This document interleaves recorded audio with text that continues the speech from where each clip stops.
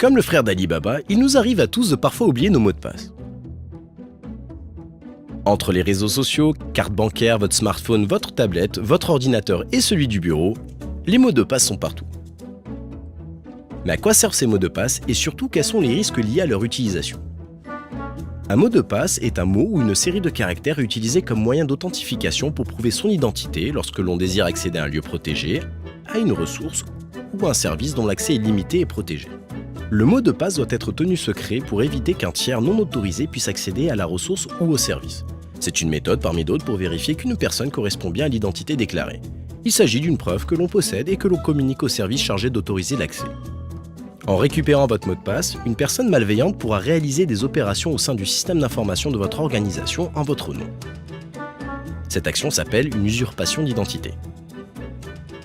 Cette personne pourrait avoir accès à des applications, à des systèmes critiques auxquels il n'a pas le droit.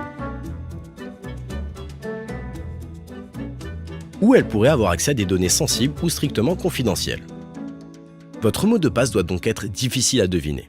Vous vous appelez Vincent et vous êtes né en 1987, éviter Vincent 87, c'est un peu trop facile. Vous êtes dyslexique et vous préférez du coup les chiffres, désolé mais 1, 2, 3, 4, 5, 6, 7, 8, 9 n'est pas une bonne option. Et même si vous adorez le reggae, Bob n'est malheureusement pas un bon mot de passe. Préférez un mot de passe avec au moins 8 caractères alphanumériques. Ah oui, et dernier conseil, votre mot de passe doit contenir des caractères variés, des lettres minuscules et majuscules, des chiffres et des signes de ponctuation. Votre mot de passe doit être difficile à deviner, mais facile à retenir.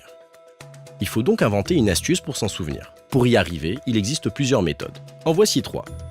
La méthode phonétique consiste à utiliser les sons de chaque syllabe pour fabriquer une phrase facile à retenir.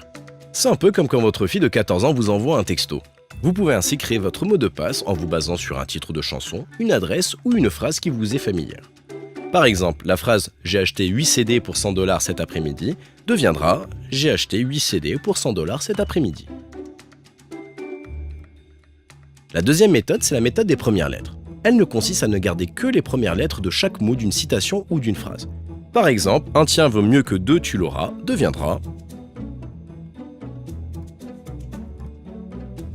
La troisième méthode, c'est la méthode des substitutions. Elle consiste à substituer quelques lettres d'un mot avec des nombres de forme semblables. De cette façon, le mot information peut devenir. Souvenez-vous aussi qu'il faut régulièrement changer vos mots de passe. Le minimum recommandé est de 90 jours. Veillez à ne pas configurer votre navigateur pour qu'il se souvienne des mots de passe. Ne stockez pas vos mots de passe sur un fichier non protégé, encore moins sur un bout de papier accessible. Et enfin, dissociez vos mots de passe professionnels de ceux de la vie privée. Encore une fois, les mots de passe, c'est un peu comme des brosses à dents. Il faut les choisir avec soin, les changer régulièrement et surtout, ne pas les partager.